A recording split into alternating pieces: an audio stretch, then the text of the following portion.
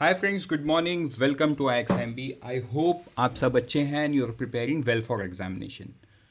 तो शुरू करते हैं आज का हमारा करंट अफेयर जो कि 8 दिसंबर 2022। And like I always keep reminding, download the PPT, download the PDF, क्योंकि रिवीजन ही इंपॉर्टेंट है। अगर आप रिवीजन नहीं करोगे, डेली पढ़ के छोड़ दोगे या वीकली पढ़ के छोड़ दोगे तो हाई चांस है आप एग्जाम तक वो सारा कंटेंट भूल चुके होंगे, राइट।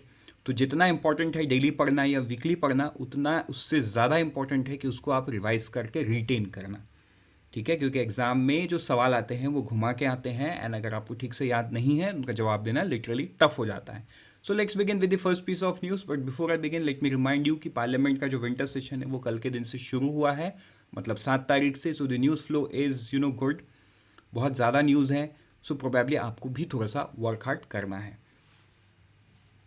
तो शुरू करते हैं सबसे पहले न्यूज़ से, जो कि है मॉनेटरी पॉलिसी कमेटी का अपडेट। जैसा कि आपको पता है, हर 2 महीने में RBI अपना मॉनेटरी पॉलिसी को अपडेट करता है। मॉनेटरी पॉलिसी कमेटी में टोटल 6 मेंबर है। 6 मेंबर से 2 लोगों ने वोट अगेंस्ट में किया है फॉर दिस रेजोल्यूशन कि हम रेपो रेट को नहीं बढ़ाएंगे, doctor Asima Goyal and professor Jayant R Verma. बाकी 4 लोगों ने बोला है कि हाँ, रेपो रेट को बढ़ाते हैं वाइल टारगेट सपोर्टिंग ग्रोथ, ठीक है। तो रेपो रेट 35 BPS पॉइंट से बढ़ गया है। Right now it's at 6.25%। जो मॉनेटरी पॉलिसी कमेटी का स्टैंड है वो विड्रॉल ऑफ एकोमोडेशन है। फिक्स्ड रिवर्स रेपो रेट 3.35% है। MSF एंड बैंक रेट है 6.50%। CRR एंड SLR है 4.50 एंड 18%। रियल GDP का जो प्रोजेक्शन है 2023 मतलब करंट फाइनेंशियल ईयर का, वो 6.8% है एंड इन्फ्लेशन एट 6.7%। तो ये सारा डेटा आपको याद कर लेना है। बढ़ते हैं आगे, हमारे नेक्स्ट न्यूज़ पे वो है skill development and capacity building under PMKVY, प्रधानमंत्री कौशल विकास योजना। तो देखो, ये एक स्किल डेवलपमेंट प्रोग्राम है, ठीक है। स्किल डेवलपमेंट प्रोग्राम है और ये शॉर्ट टर्म ट्रेनिंग, तो इसका जो शॉर्ट फॉर्म है PMKV के STT बोला जाता है। तो अभी डेटा आया है कि 30/9/2022 तक 24.3 lakh candidate have been reported placed in various sector across the country. लेकिन इसमें एक समझने वाला बात है कि prior learning RPL is not linked with placement as it recognise the existing skill of candidate. तो इसका मतलब क्या है? इसके मतलब को थोड़ा सा हम एक एग्जाम्पल के थ्रू समझते हैं। फॉर एग्जाम्पल, कोई BCom ग्रेजुएट है, राइट। अब BCom ग्रेजुएट होने के बाद उसने प्रधानमंत्री कौशल विकास योजना से कोई let's say electrician and refrigeration का कोई स्किल डेवलपमेंट प्रोग्राम किया है। तो उनको जब प्लेसमेंट मिलेगा तब उनके एग्जिस्टिंग जो स्किल है उसको रिकॉग्नाइज किया जाएगा। साथ में उनका जो recognition of prior learning RPL, मतलब वो ग्रेजुएट है, वो भी रिकॉग्नाइज किया जाएगा। बट जो जॉब है वो एग्जिस्टिंग स्किल्स के ऊपर बेस्ड होगा, राइट।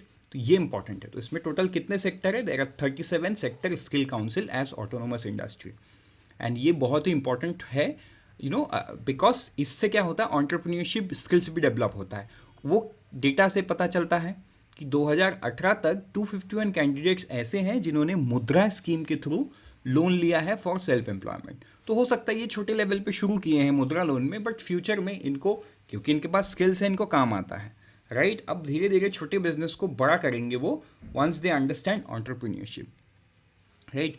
सो फ्यूचर में यही एंटरप्रेन्योरशिप स्किल्स को डेवलप कर देगा। तो इसको, ये इन्फॉर्मेशन किसने दिया? Ministry of skills for skill development और एंटरप्रेन्योरशिप श्री राजीव चंद्रशेखर ने राज्यसभा में रिटर्न रिप्लाई में दिया है। पढ़ते हैं नेक्स्ट न्यूज़ में, वो रेमिशन of duties and taxes of exported products RODTEP। इसका इसमें बहुत कुछ लिखा है, बट मैं क्या बता रहा हूँ वो आप ध्यान से सुनिए।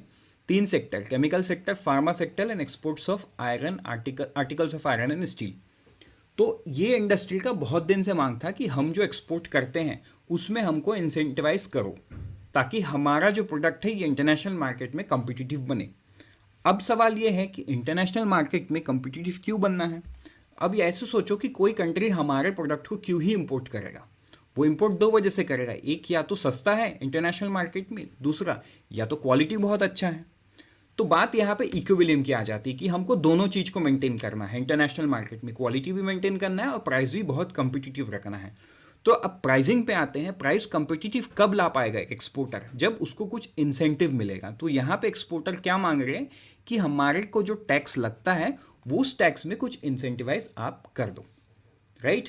तो रेमिशन of duties and taxes on exported product, मतलब ये जो एक्सपोर्ट ड्यूटी एंड टैक्सेस उनको लगता है ये थ्रू इलेक्ट्रॉनिक स्क्रिप्ट, ठीक है। The rebate is issued as a transferable electronic script by the central board of indirect taxes and custom in an end to end IT environment. मतलब वो पे जरूर करते हैं लेकिन उनका जो भी रिबेट बनता है या रिफंड वो थ्रू इलेक्ट्रॉनिक स्क्रिप्ट वापस आ जाता है, राइट। तो इससे होता क्या है, उनका जो प्रोडक्ट है ना वो सस्ते में बेच सकते हैं इंटरनेशनल मार्केट में एंड प्रोडक्ट को और कम्पिटिटिव बना सकते हैं। So it's an important steps. ये फ़ायदा उनके लिए नहीं है, मतलब आपको अभी मैंने जो हाइपोथेटिकल एग्जांपल से समझाया इससे ऐसा लग रहा होगा फ़ायदा तो उनको है। तो फ़ायदा देखो उनके साथ साथ, क्योंकि वो एक्सपोर्टर हैं, उनके साथ साथ ये फ़ायदा किसको है, ये फ़ायदा गवर्नमेंट को भी है, बिकॉज अल्टीमेटली ये प्रोडक्ट इंडिया से एक्सपोर्ट हो रहा है, राइट। तो हम अपने एक्सपोर्ट्स के वैल्यू को फ्यूचर में बढ़ा रहे हैं थ्रू दिस स्टेप्स। नेक्स्ट हमको न्यूज़ में चलते हैं ODOP, one district one product. तो वन डिस्ट्रिक्ट वन प्रोडक्ट के जो इनिशिएटिव है ये मर्ज होके ये नया नाम हो गया है district export hub, DEH initiative hub. तो ये आपको याद कर लेना है। अगर हम आंध्र प्रदेश की बात करें तो आंध्र प्रदेश के 26 डिस्ट्रिक्ट में से 13 district as export hub initiative के अंडर में कवर्ड है, राइट। और ODOP बाजार जो है ये गवर्नमेंट मार्केट प्लेस में भी है, राइट। अब गवर्नमेंट मार्केट प्लेस क्या है, तो देखो गवर्नमेंट मार्केट प्लेस तो गवर्नमेंट का एक प्रोक्यूरमेंट ई-कॉमर्स प्लेटफॉर्म है जहाँ पे central government, state government and also अलग अलग जो PSUs हैं वो प्रोक्यूरमेंट करती है, राइट। तो अब सोचो देश के रिसोर्स को ही देश में मोबालाइज करना through the integration of ODEP and government market place. मतलब one district one product GM बाजार में जो भी प्रोडक्ट बिक रहा है तो ऑब्वियसली हमारे देश के प्रोडक्ट हैं, डिस्ट्रिक्ट से उठ के आ रहे हैं, और ये प्रोक्यूरमेंट हो रहे हैं, कौन कर रहा है इनको, central government, state government and PSUs। तो मतलब देश का रिसोर्स ही देश में मोबालाइज हो रहा है, इससे क्या बड़ा चैनल बन सकता है। सो अगर हम बात करें GEM की तो GEM में 200 से भी ज़्यादा कैटेगरी ऑलरेडी ऑपरेशनल है। और ODOP प्रोडक्ट्स को ऐसा नहीं है कि गवर्नमेंट दुनिया को नहीं दिखा रही है। World economic forum Davos in May 22 and international yoga day New York में भी इन प्रोडक्ट का डिस्प्ले ऑलरेडी हो चुका है। सो विद दिस फ्यूचर में एक मोमेंटम बिल्ड करने की कोशिश की जा रही है जिससे हर एक डिस्ट्रिक्ट में एक प्रोडक्ट आए एंड एक चेन बिल्ड हो, है ना, मैन्युफैक्चरिंग का।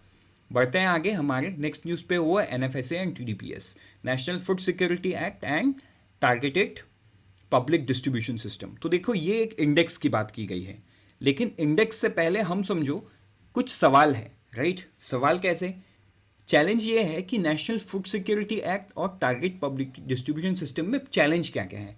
एक तो चैलेंज है कि किसको देना है, दूसरा चैलेंज कैसे पहुंचाना है, तीसरा चैलेंज ये जो लीकेज है, लीकेज को कैसे कम करना है, और चौथा देश में कैसे इस चीज़ को और बढ़ावा दिया जाए। तो इसके लिए एक रैंकिंग गवर्नमेंट रिलीज करता है, स्टेट रैंकिंग इंडेक्स, ठीक है। तो स्टेट रैंकिंग इंडेक्स में टोटल 3 पिलर है। तो सबसे जो पहला पिलर है वो coverage of NFSA, rightful targeting and implementation of all provision under NFSA। मतलब जो पहला पिलर है वो इस चीज़ को नज़र देता है कि हमको किसको देना है, वो ढूंढ के निकालना, चाहे देश के किसी भी कोने में रहता है, वो ढूंढ के निकालना कि हमको इसको देना है, ठीक है। उसके बाद हम आगे बढ़ते हैं सेकेंड पिलर पे। तो second pillar analyse the delivery platform while considering the allocation of food grains, their movements, last mile delivery of fair price shop. Last mile delivery जो है उसको चेक करने के लिए, मतलब जो सेकेंड पिलर है, सेकेंड पिलर का पॉइंट ऑफ व्यू ये है कि सामान को कैसे पहुंचाया जाए, है ना, क्या एलोकेट किया जाए। तीसरा जो पिलर है वो है nutrition initiative of the department. अब कुछ भी सामान तो नहीं भेज सकते ना, खाने पीने का सामान, वो न्यूट्रिशियस है कि नहीं है, मतलब वो सामान पहुंचने से आगे वाले को कितना फ़ायदा मिलेगा वो सोचता है। तो ये तीनों पे एक इंडेक्स बनता है। इंडेक्स पे राजस्थान को 18 रैंक मिला with an score of 0.693 and देश में सबसे अव्वल रहा उड़ीसा राज्य जिसको रैंक मिला 0.836। आई होप ये आपको क्लियर हो गया है। बढ़ते हैं आगे हमारे नेक्स्ट न्यूज़ पे, वो है वेदांता एंड फॉक्सकॉन ग्रुप, ठीक है। तो ये न्यूज़ क्या है, तो देखो वेदांता एंड फॉक्सकॉन ग्रुप, जैसे कि आपको पता है गुजरात में रिसेंटली उन्होंने डिक्लेयर किया कि गुजरात में उन्होंने अपना प्लांट जो सेमीकंडक्टर फैब प्रोजेक्ट है उसको उन्होंने गुजरात में लगाना है। तो ऑब्वियस सी बात है, गुजरात कुछ तो इंसेंटिव उनको दे रहा है, तो इंसेंटिव क्या है, तो वो हम समझते हैं। जो कैपिटल सब्सिडी है 40% का कौन दे रहा है, गवर्नमेंट ऑफ इंडिया। तो देखो इससे एमसीक्यू बन सकता है, इसलिए इंपॉर्टेंट है। अगर हम पावर टैरिफ की बात करें तो ₹2 पर यूनिट फॉर 10 ईयर्स, 10 साल के लिए ₹2 पर यूनिट में उनको दिया जा रहा है। इलेक्ट्रिक ड्यूटी को एक्सटेम्प्ट कर दिया, एक्सटेंशन में ही है पूरा under Gujarat electricity duty model. Water subsidy की बात करें तो पानी के लिए भी 5 साल इनको सब्सिडी है। लैंड सब्सिडी की बात करें तो 75% सब्सिडी है फॉर द फर्स्ट 200 एकड़, तो ये बहुत इंपॉर्टेंट है। Then stamp duty and registration की बात करें तो one time reimbursement of 100% stamp duty. तो कुछ कुछ चीज़ पढ़ के आपको ऐसा लग रहा है ये तो लॉस का सौदा है, तो देखो ये लॉस का सौदा नहीं है।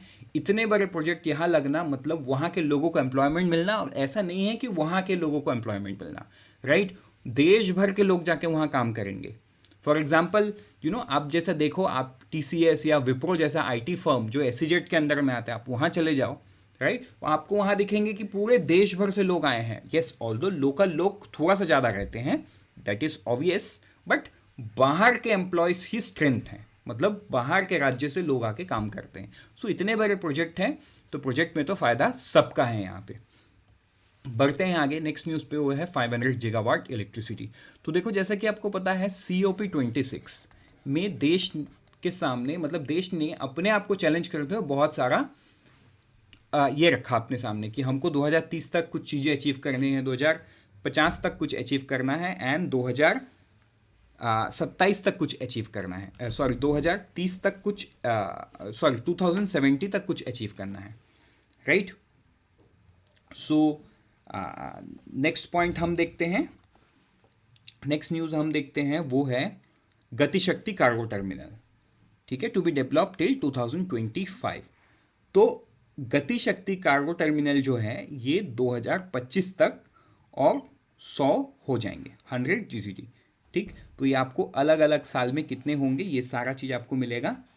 तो ये information ministry of railways electronics and information technology की जो मिनिस्टर है कंसर्न श्री अश्विनी वैष्णव, उन्होंने दिया है, जो कि एक IITN भी है और एक IAS ऑफिसर भी रह चुके हैं। Let's move to the next news. Next news में ये है कि जो चीफ जस्टिस ऑफ इंडिया है, जस्टिस DY चंद्रचूड़, इन्होंने एक ये रिलीज़ किया हुआ है latest version of the supreme court mobile app. इस ऐप के थ्रू, मतलब ये ऐप 2019 में लॉन्च हुआ था on the constitution day, so ये इसका सेकेंड वर्जन आ गया है।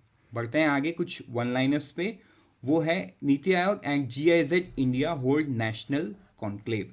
तो ये जो कॉन्क्लेव है ये नई दिल्ली में हुआ है, एंड इसको किसने ऑर्गेनाइज किया है, नीति आयोग ने, तो ये आपको याद रखना है। नेक्स्ट है annual FAI annual seminar at New Delhi. तो ये जो सेमिनार है इसको मनसुख मांडविया, जो कि ministry of health and family welfare के मिनिस्टर है, उन्होंने इनॉग्रेट किया, ठीक है, डॉक्टर मनसुख मांडविया, ये आपको ध्यान में रखना है। ये सेमिनार भी न्यू दिल्ली में ऑर्गेनाइज किया गया। With this we are done, let's meet tomorrow morning once again. Till then, unfold your potential. All the best for all the exams that you are preparing. Always remember, IXMB helps you prepare 50% faster.